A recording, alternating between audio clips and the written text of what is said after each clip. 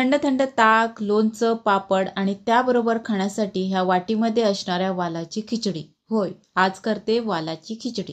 हे जे वाल आहे त्यामध्ये 2 चमचे दही घालायचं, हळद घालायचं आणि हे लावून थोडा वेळ साईडला ठेवून द्यायचं. तेल गरम झालं की त्यामध्ये मोहरी घालायची, कांदा, कढीपत्ता, मिरची, आलं लसूण पेस्ट आणि तेलामध्ये हे सगळं फ्राय करून घ्यायचं. आता ह्यामध्ये जे वाल आपण मॅरिनेट करून ठेवले दही आणि हळद लावून ते घालायचे. गोडा मसाला, गरम मसाला, लाल मिरची पावडर, थोडंसं गूळ आणि हे 2 चमचे आपली मुगाची डाळ आहे ती घातली थोडीशी. सगळं मिक्स केल्यानंतर 1-1.5 वाटी जे काय तांदूळ आहेत ते घालायचे. एकत्र करायचं सगळं.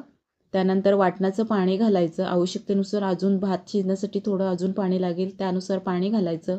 मीठ घालायचं आणि शिजू द्यायचं. उकळी आल्यानंतर गॅस स्लो ठेवायचा, झाकण ठेवायचं आणि अजून स्लो गॅसवर ही खिचडी शिजू द्यायची. थंड थंड ताक, मिरची, पापड आणि ही गरमागरम खिचडी. त्यावरती साजूक तूप घालायचं, थोडीशी कोथिंबीर घालायची. आहे ना मजा?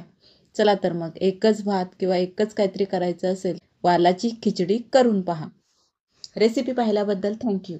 दररोज जेवण काय बनवायचं हा प्रत्येक गृहिणीला पडणारा प्रश्न. म्हणूनच मी रेसिपीजमध्ये आपल्या दररोजचं जेवण मी शेअर करत असते, जेणेकरून थोडी तर आपल्याला आयडिया मिळेल. तर ह्या रेसिपीज पाहत राहा, साध्या सोप्या रेसिपीज पाहत राहा.